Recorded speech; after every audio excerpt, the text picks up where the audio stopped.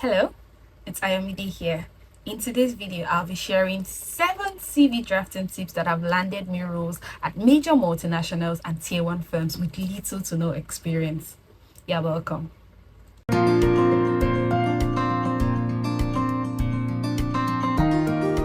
Here is an outline of the 7 tips. 1. Pay attention to the basics. 2. Avoid creating a generic CV. 3. Do not turn your CV into an autobiography. 4. Leverage on volunteer and unpaid work. 5. Quantify your impact. 6. Integrate your LinkedIn profile into your CV. And 7. Have your CV reviewed. Let's get into it straight away.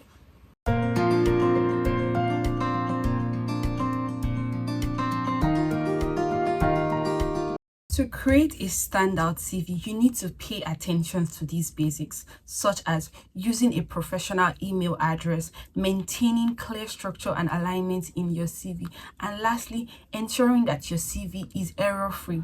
These things may seem very fundamental or basic, but they are integral towards having an incredible CV. The ideal email address for your CV is a professional email address, which oftentimes is a combination of your names. It might be your first name and your last name, or your first name and any other name. In an instance whereby these names are not available, you can add some numbers for distinction. For instance, aakintayo@gmail.com or aakintayo24@gmail.com, or it can even be your full name, ayomideakintayo@gmail.com. Another basic thing is maintaining a clear structure and alignment for your CV. To achieve this, you need to pay attention to the fonts that you will be using. I would recommend that you use clear fonts. There are lots of clear fonts such as Helvetica, Georgia, even the good old times New Roman, which is actually widely recommended. So you can use that in your CV. You don't want to be using Arabic fonts in your CV. For the font size, I would recommend that you use fonts that are not too big or too small. So I would recommend that you use sizes 11 to 12 for the body, whilst you use sizes 14 to 16 for the subheadings. These fonts are not too big and they are not too small. They are just right. The key here is to ensure that there is a consistency in your CV. You do not want inconsistencies in your line spacing, your font size, and even your fonts. You want to ensure that whatever columns you are adding or whatever hyphenations you are adding or bullet points you're adding are consistent all through the CV. The final basic thing you need to pay attention to is to ensure that your CV is error-free. You do not want typographical or grammatical errors in the CV, so you need to read through. You can also make use of tools like Grammarly to ensure that there are no blunders in your CV.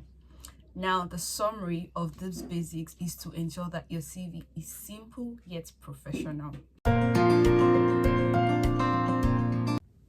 A common mistake a lot of people make is creating a generic one-size-fits-all CV, particularly when making applications to different companies at the same time. You should not fall into this category of people. This is why it is better to focus on quality over quantity. In fact, I believe that you can do both. And this is why I recommend that you tailor your CV specifically to the role you are applying for.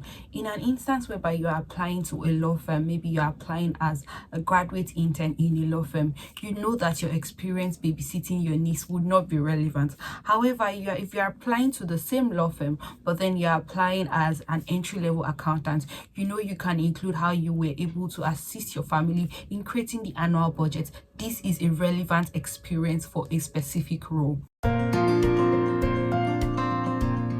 Your CV is not an autobiography.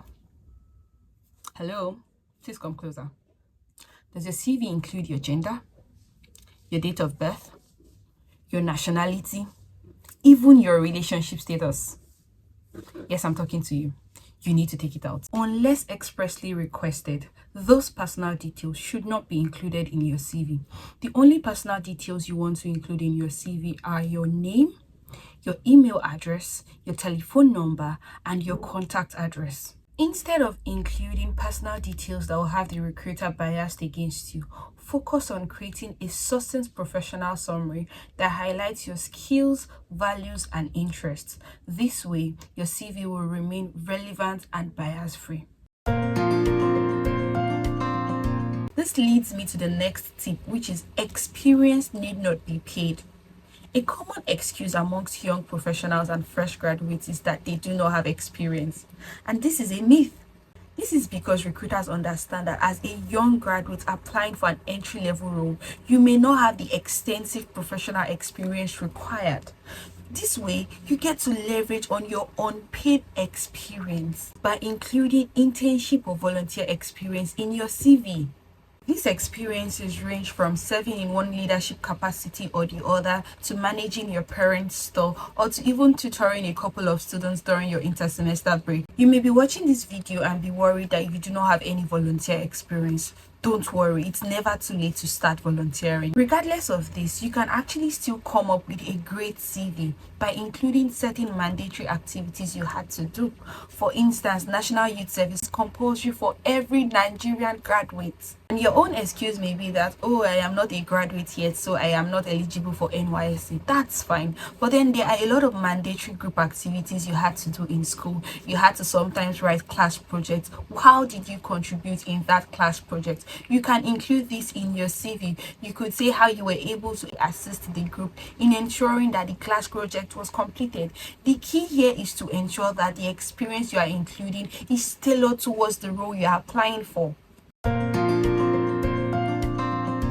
Quantify your impact. I cannot overemphasize how important this is. Remember, your CV is a means of you selling yourself, and you are not just selling your experience. So you want to sell yourself to the recruiter in an impressive manner. And how do you do this? By showing impact. Someone once said that the question you need to ask in order to show impact is to ask yourself, so what? So it is not enough to say, oh, I taught 20 students during the course of my intersemester vacation. So what? You could simply say, during the course of my intersemester vacation, I was able to simplify the concept of bookkeeping in accounting, thus resulting in a 100% pass mark in accounting during the recently concluded West African examination. So this shows that you have been able to not only simplify the concept of accounting, but then the students were able to internalize what you simplified, thus resulting in a 100% pass rate. This is what we call showing impact. Integrate your LinkedIn profile into your CV. While your CV provides a sneak peek into your career, what your LinkedIn profile does is that it provides a more detailed overview of your career by including your interests, your connections, and endorsements. And this additional information can significantly impact the recruiter's perception of you. This is why before integrating your LinkedIn profile into your CV, you need to ensure that your LinkedIn profile has been optimized. Otherwise, this may put you at a disadvantage. In the next video, I'll be showing you how to optimize your LinkedIn profile and create a customized URL. Finally, make sure you have your CV reviewed by someone within your network, preferably an HR professional or an experienced friend who is willing to provide honest and constructive feedback. Alternatively, you can make use of the numerous CV review tools online. There are a lot of them, such as Resume Lab, Visual CV, Resume Genius. Just make sure you check them online. I am confident that implementing these tips will move you closer to landing your desired role, and I wish you all the best in your application process. You've got this. Don't forget to like, share, subscribe, and do all the good stuff if you found this video helpful. Hope to see you soon. Bye.